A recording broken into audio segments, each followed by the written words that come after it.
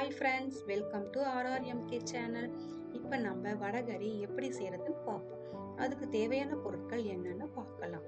ஒரு கப்பு கடலைப்பருப்பு 1 ஹவர் ஊற வச்சு உப்பு போட்டு திக் பீஸில் அரைச்சி வச்சுருக்கேன். வெங்காயம் 4, தக்காளி 2, பச்சை மிளகாய் 4, 2 பெரிய பூண்டு உரித்து வச்சுருக்கேன். கொஞ்சம் கறிவேப்பிலை, கொஞ்சம் கொத்தமல்லி, கொஞ்சம் மஞ்சள் தூள், 3 ஸ்பூன் வீட்டு மிளகாய். இப்போ அரைச்சி வச்ச கடலைப்பருப்பை பொரிச்சு எடுத்துக்கலாம்.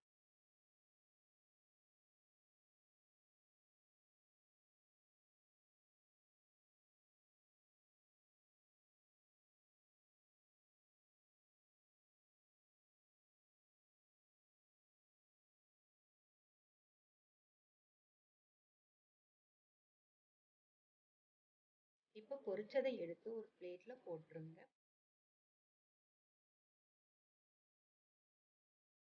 ஒரு பேன் வச்சுட்டு ஆயில் விட்டுக்கலாம். கடுகு உளுத்தம்பருப்பை போட்டுருங்க. கடுகு உளுத்தம்பருப்புக்கு பதிலாக நீங்கள் பட்டை கிராம்பு கூட போட்டுக்கலாம். இப்போ கடுகு பொரிஞ்சிடுச்சு. இப்போ பூண்டு எடுத்து போட்டுக்கலாம். இப்போ பூண்டு நல்லா செவந்திருக்கு.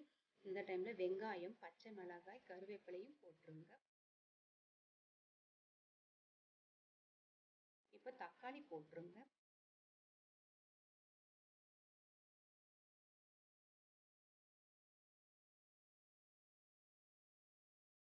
எல்லாமே நல்லா வதங்கி இருக்கு.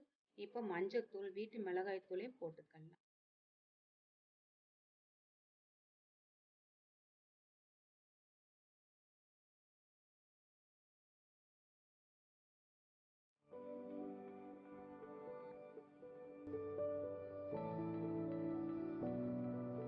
இப்போ பொரிச்சு வச்ச கடலைப்பருப்பு சின்ன சின்னதா இது மாதிரி உடைச்சி வச்சுக்கோங்க.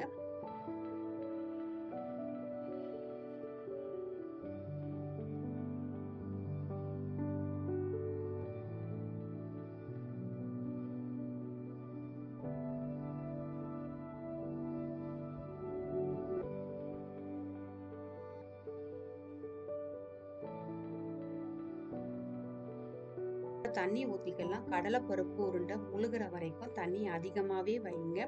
கொதிக்க கொதிக்க திக்காகும். ஸோ அதுக்கேற்ற மாதிரி நீங்கள் தண்ணி வச்சுக்கணும். இப்போ உப்பு போட்டு 10 மினிட்ஸ் மூடி போட்டுருங்க.